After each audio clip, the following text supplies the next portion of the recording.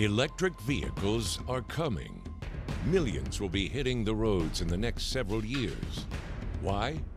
They're cheaper to operate, innovative, and better for the environment. With mass EV adoption, we can cut U.S. oil imports by more than half. But what happens when millions of consumers charge up following their evening commute? We overstress the grid. EVs cannot happen without a smarter grid, a paradigm shift requiring collaboration among utilities, car companies, and municipalities. Vote for the Collaboration Party this fall, bringing together utilities, policymakers, regulators, technology companies, and investors to prepare the grid for tomorrow's ride. The cars won't wait. The smart grid race is on.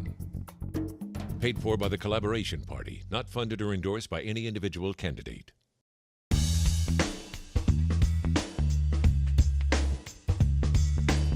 Well, DC, we did it.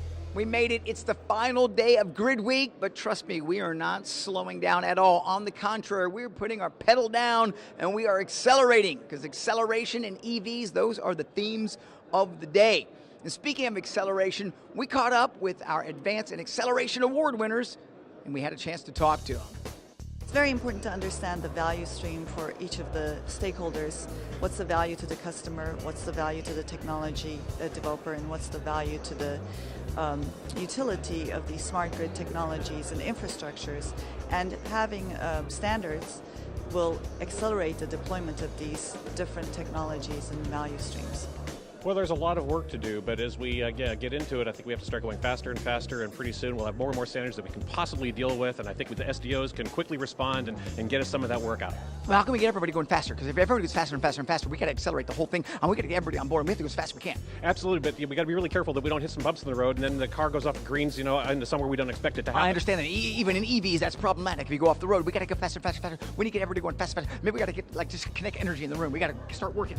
Well, we can do that. Matter of fact, I'm going to do a run next week, and I'll be talking smart grid the whole way down the road, because I think we can use it as an example on how we can get these electric vehicles going even faster. I'm going to go with you. The thing about acceleration is you got to put that. We also have the opportunity to catch up with Eric Simmon, an expert in EVs. Here's what he had to say.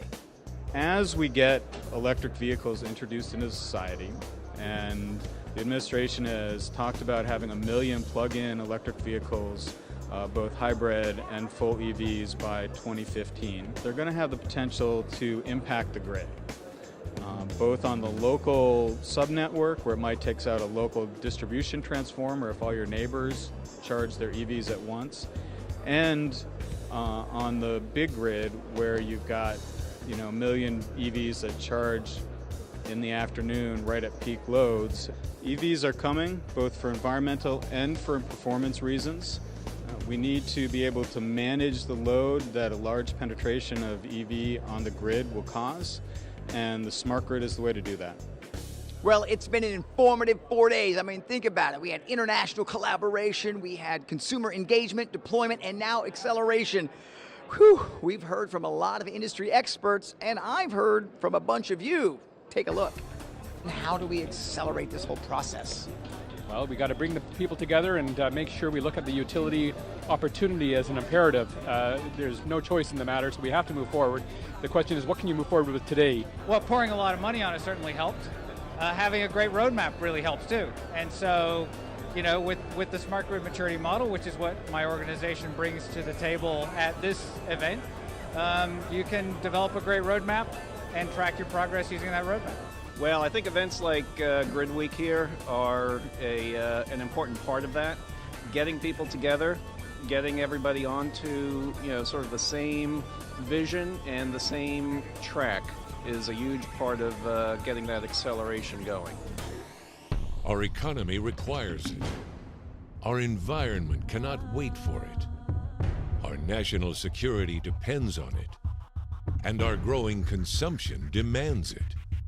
A smarter grid, helping deliver economic stability, energy independence, environmental sustainability, and better methods for managing demand. We must work collaboratively to get the standards and policy set, consumer issues addressed, and the infrastructure in place to accelerate our grid into the 21st century. We have the investment.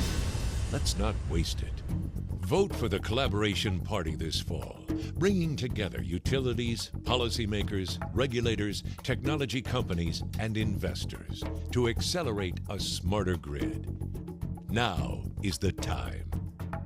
Paid for by the Collaboration Party, not funded or endorsed by any individual candidate. Well, GridWeek, thanks for having me. It has been a blast. Thank you so much. If you want to see more news and more interviews, go to the Klasma Events YouTube page and check it out. We'll see you later.